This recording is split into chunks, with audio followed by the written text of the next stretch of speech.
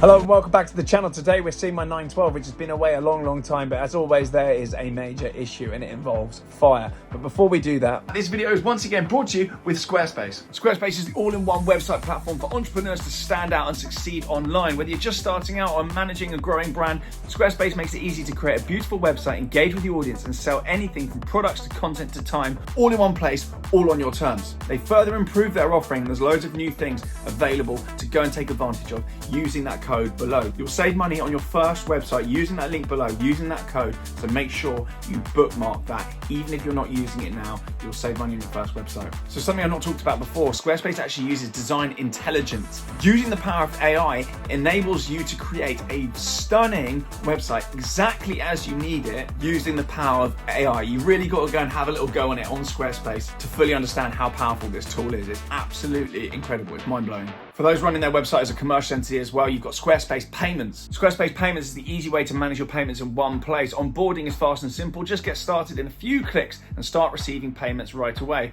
Plus, give your customers more ways to pay with their popular payment methods as well. These include Klarna and others. So you can actually take client bookings now as well with Acuity scheduling. That's a new feature that I wanted to talk about and I haven't actually mentioned before. You can do invoicing through your site. There's SEO tools and you can also sell content. This is a massive, loads of people selling courses, webinars, all of that stuff. You can sell that through your site with ease on Squarespace and it's specifically designed to do just that. Use the code on the screen anyway. You'll save money on your first website when you are ready to launch. So make sure you bookmark that. If you're not ready now, you will be at some point. It helps me, it helps you save money. What's not to like?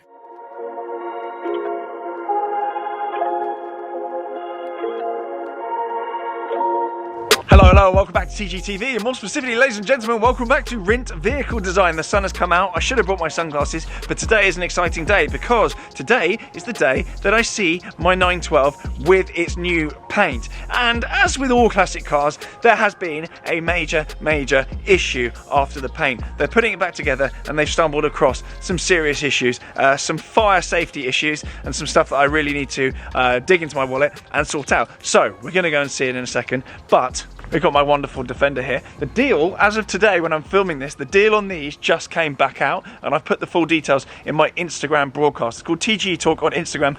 I've put all the details on there. There's a few cars that have come to market. The 350D, which is absolutely rapid, and I think the 250 as well. But all the details are on my Instagram, so go and make sure you check that out. But I've got to say, I am loving life with this thing so far. I am very happy with this. As a daily driver and a kind of a work truck, is absolutely fantastic. I got a lot of questions actually about the jump seat in the middle. You do get a center console when it's folded down, okay? So when it's folded up, you get a seat, but when it's folded down, you get a center console, and in there you've got your plug sockets and whatever. I've got loads of questions about that 3 seats. Saying, do I need to order it with that seat? I want a center console, I like an armrest. You've got an armrest, but you also get a seat. Very cool. Anyway, Rint. We are back at Rint. I haven't been here for a few months actually. They've been very busy. They've got loads of cool stuff on the go. They've always got some fun stuff at the front. This isn't even part of it. This is literally just the car park. If you like the look of anything you see, by the way, chances are it might well be a customer car. It might well be for sale. But give the guys here a call. On the wrist today then, we're on brand. We've got a tag Kith Formula 1. I mean tag Porsche. I mean it's kind of that era, isn't it? So we're sort of on brand. Like this a lot. Very cool watch. So here we go then, in the courtyard, as always greeted by a myriad of wonderful Porsches. We've got a right-hand drive 12 there, chaos. We've got a Speedster here as well. This is a very exciting Speedster because this has only covered 13,000 miles. Yes, 13,000 miles. Right-hand drive as well. I mean, find another one of those. I think that has just come in. Wow, love the Speedster. Look at those rear haunches. Very nice indeed. There is all sorts going on here. I do recommend coming down here at some point, chatting to Brian. There's always something on the go. Never ceases to amaze me. And a new feature here, I'm not going to barge in and interrupt their meeting, but they've got a little coffee room here as well. Having a meeting in there. The branding on the wall. This is a very cool resto mod. Love this. I think this might be for sale. I think actually someone's just bought it. So I don't think it is. Inside then we've got a right-hand drive 911S Targa. Again, very rare car.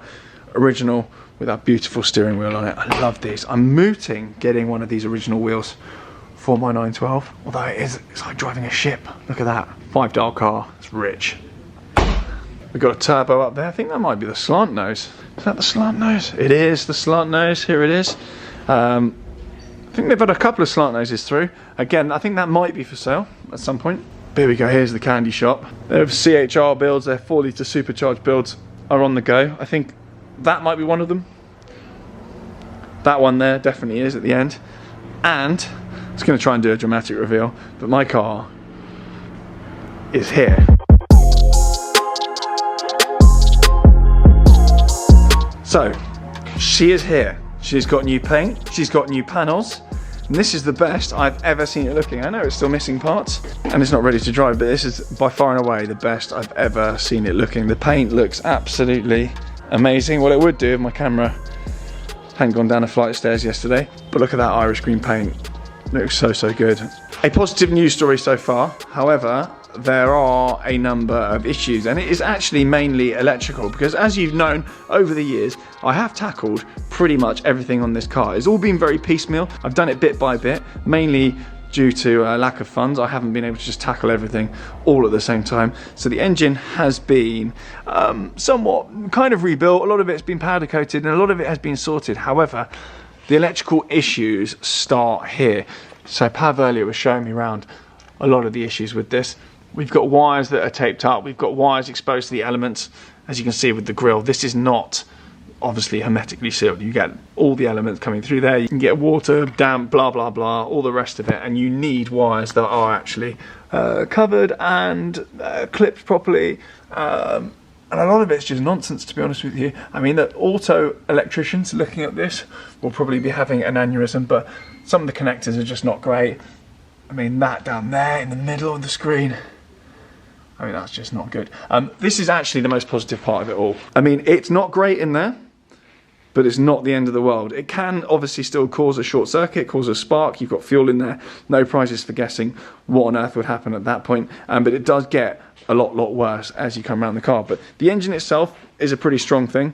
And I was actually quizzed earlier whether or not I wanted to have, obviously that is an aftermarket Dansk race exhaust, whether or not I wanted that filled and the bumper put back on and the cutouts around the exhaust. I really like it, so I'm going to have it actually slightly non-original and have the exhaust coming out through the back bumper there.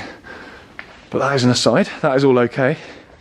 Obviously we had D-Class doing the interior and it's had a retrim. It does look amazing and will look even better obviously when it's back to how it's supposed to be. But the electrical issues are going to mean that this carpet will probably have to come back up again. Because in here we have got an absolute, for want of a better word, an absolute mazza. So here we've got all sorts of issues. Pav was showing me earlier, and it culminates in them saying, look, you know, you can take this car, we can just sort of box it all up and you can take the car, but it's probably going to catch fire and we're not happy leaving you with the car in that state. We'd advise you don't do that, but obviously you can because it's your car. So I'm not going to do that. And they said, look, you know, you can bodge it as well, but if you're going to keep this thing long term and you actually want to be safe in it, we wouldn't. A lot of the wiring in there as well is from the alarm. So there's like loose cables and whatnot from the alarm that got put in. I'm not too bothered about the alarm, so I'm going to rip that thing out. That was just what the previous owner did. And actually the previous owner, he's probably watching this right now. I think a lot of this was a DIY job. So you had a go, mate, but don't give up the day job. It's what happens with cars like this. These got so cheap that a lot of the repairs that got done in them were cheap repairs. They weren't always expensive cars like they are now. They did get to the point where they were a few grand, so they got repairs done on them just on the very cheap. And this is very typical for this sort of thing. The guys here aren't surprised by it, they're not fazed by it, but they have said, you know, you need to sort this. We can't just let you drive out of this without telling you what's gone on. So I'm going to go for a new loom, which I believe it's going to be about a couple of grand for a new loom. And it's going to be about 4 days fitting it. But yeah, as you can see, just wires that just go nowhere all the time. The temperature probe back there as well for the temperature gauge doesn't go anywhere. And even down here we've got wires just going through bodywork without any grommets as well, which is obviously a no-no. We've got a hole there which I think wiring should be coming out there or something. It should be going in a different direction. So all in all, it's not great, but it is fixable. So they wanted to get me in, show me what was going on, and say, what do you want us to do? But the good news is, it is sortable, a new loom, they do make them, and actually after that it should be a rock solid car. I will also go for, let's go around here, I'm going to go for a new hi-fi as well. We're going to keep the speaker that's underneath this 912 panel that D-Class did, the little Porsche Club Italian badge in there. We'll keep a central speaker there, but we'll also put another speaker on one side, another speaker on that side, maybe a little sub underneath there. Keep the radio looking OEM, but potentially have another unit in the glove box that's controlled completely by my phone. So we'll get some beats going, but do you know what? Old me probably would have bodged this, but new sensible me, if I've got Anthony or one of the dogs in the car, I just don't want to be in a position where I have to jump out the thing on a dual carriageway. Brian's here.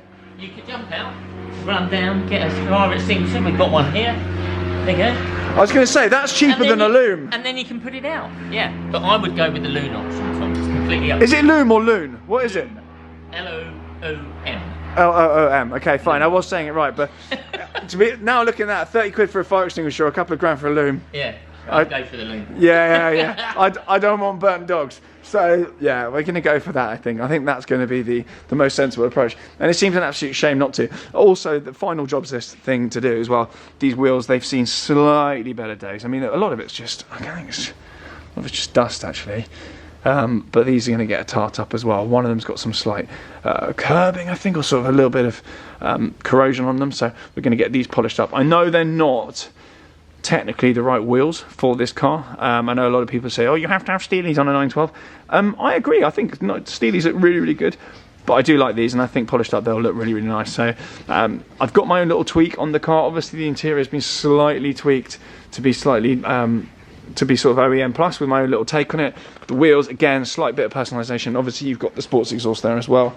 So we're kind of doing a bit of an OEM plus vibe with this. We're keeping it true to its original kind of heritage. The colour scheme's obviously OEM, Irish green on black. That's exactly how it came out of the factory, just with my own little sort of signature marks on it. I am looking to hold on to this one long term. After all this work, I think I bought it in like 2018, 2019. It's now obviously 2024. It'd probably be borderline 2025 by the time I get this thing back on the road. So it'd be a shame to cut any corners. But I'm very, very excited to finally get that back out. And I think I may have to do some sort of classic road trip with some of my audience. Maybe with another YouTuber. I'm not going to name him now. But I do have some plans. So stay tuned for that. Just a quick update anyway with this car. Hopefully you enjoyed the video. Hopefully that answers any questions, because I get a lot of people asking me, where is your 912? What's going on with it? That's what's going on with it. They've done amazing, amazing, amazing work here. The metal and the paintwork on this thing is incredible. It's had a lot of Porsche parts put on it, and I'm excited for the final article, but it's here. Anyway, they're extremely busy bees here. They're working some really exciting stuff that I can't talk about now, but you haven't even seen them warm up yet. They've got some crazy, crazy stuff coming. Thank you very much to Rint for allowing me to come and film, and the patience. Brian's run off. He's had enough of me. He's absolutely had enough of me. And hopefully I've dodged putting an advert on this video, but I don't really know. If I have though, please click the link below. It really, really helps. I'll be paid for this. Cheers guys, bye.